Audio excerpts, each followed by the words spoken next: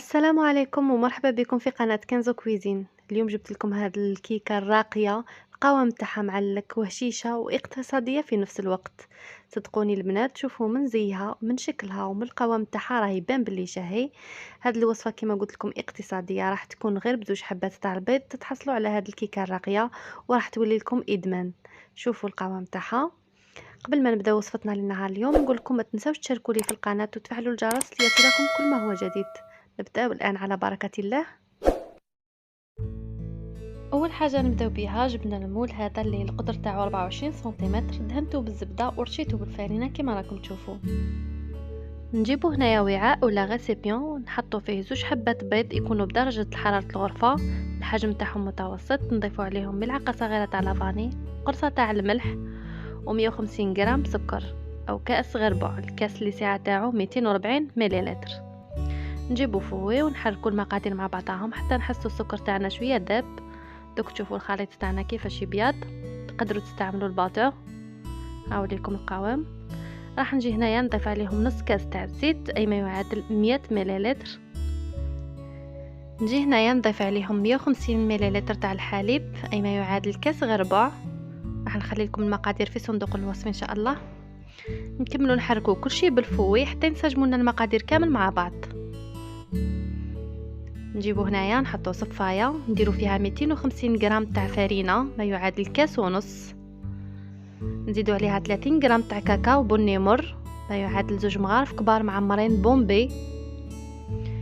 ونزيدو لهم كيس ونصف خميره الحلويات ما يعادل 15 غرام. كما تعرفوا الكيس فيه 10 غرام، حنا نديرو كيس ونصف.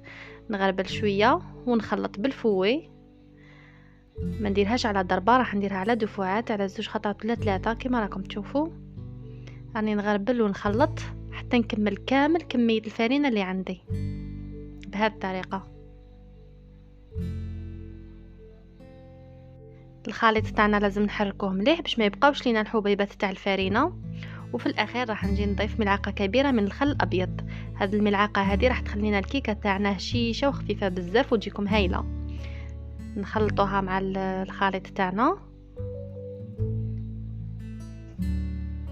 ونجيو الان نفرغوا الخليط في المول، نفرغوه كامل بهذا الشكل. نخبطوا شويه المول تاعنا باش يخرجوا لنا الفقاعات اللي راهم في الخليط. وهنايا راني سخنت الفرن تاعي من قبل 5 دقائق على درجه حراره 180. نشعل لها من التحت، ندخلها، ما نفتحوش الفرن حتى تمر 30 دقيقه. بعد 30 دقيقه ندخلو عود شواء، الا شفنا خرج ناشف معناتها راهي طابت. نطفيو عليها من التحت ونشعلوا لها من الفوق قيس 5 دقائق قيس ما تنشف برك. نمر الان للكراميل. كما تشوفوا حطيت مقله على النار، راح نحط فيها 150 غرام تاع السكر ما يعادل كاس غير ربع.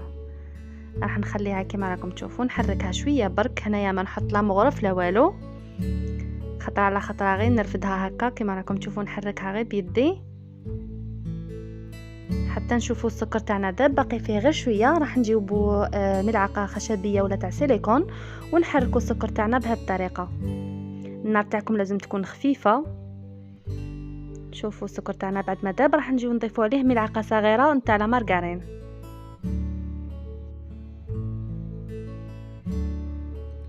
نواصلوا هنايا التحريك حتى تذوب لنا كامل لا مارغرين مع السكر بهذا الشكل. وفي الاخير راح نجيب علبه تاع كريم ديسير كراميل، الوزن تاعها 100 غرام. راح نجي نضيفها للسكر، بصح هنايا لازم نضيفوها على دفعات، ما لازمش نحطوها على ضربه. كما تعرفوا السكر تاعنا راهو سخون، راح نضيفو غير بشويه ونحركو حتى نكملو كامل كميه تاع الكريم ديسير تاعنا. نهاولكم القوام اللي تحصلنا عليه. هنايا راح نجي نفرغو باش يبرد. حنا الكراميل تاعنا كما راكم تشوفوا راه يبان لكم خفيف، بصح كي يبرد راح يعاود يشد روحو. تشوفوه معايا من بعد. هنا راح نخليوه نص ساعه على الاقل ونشوفوه مع بعضنا. وهاي لكم الكيكه تاعنا بعد ما طابت كما راكم تشوفوا فيها. انا شويه خدت لي لون زياده من الفوق، بصح ما يهمش، راح نغطيوها من بعد بواحد الكريمه كما تشوفوا. نخليوها حتى تبرد تماما. وبعد ما تبرد هنايا كما تشوفوا جبت السياله ولا ستيلو، غلفته بالالومنيوم كما راكم تشوفوا، وغلطته شويه باش ندير بها ثقوب في الكيكه، والثقوب يجيونا شويه كبار بهذه الطريقه. شوفوا الكيكه تاعنا راهي تبان خفيفه وتبان هشيشه، كي رانا ندخلو هذاك ستيلو راه يدخل فاسيلمون. هاي ليكم نواصل حتى نكملها كامل بنفس الطريقه. هاي ليكم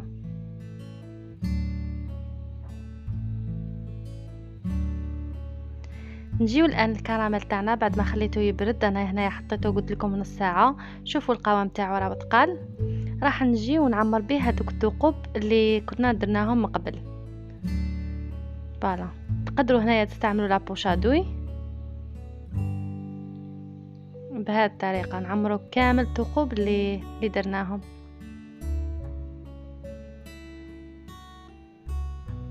صدقوني البنات هاد الكيكه راح تجيكم هايله، وعلى بالي راح تعودوا تعتمدوها. وردوا لي رايكم برك في التعليقات. بهذا الشكل راح نخليها على جهه ونمر الان للكريمه. نجيبوا كاسرونه نحطوا فيها 2 كيسان تاع الحليب، حليب بارد. نضيفوا عليه 2 ملاعق كبار تاع نشاء الذره اي لا مايزينا، و2 ملاعق كبار تاع كاكاو مر، 3 مغارف تاع السكر. نحركوا كل شيء بالفوي بارد في بارد حتى يذوب لنا الكاكاو والنشاء مع الحليب. هنا تقدروا تزيدوا تضيفوا السكر كما تحبوا.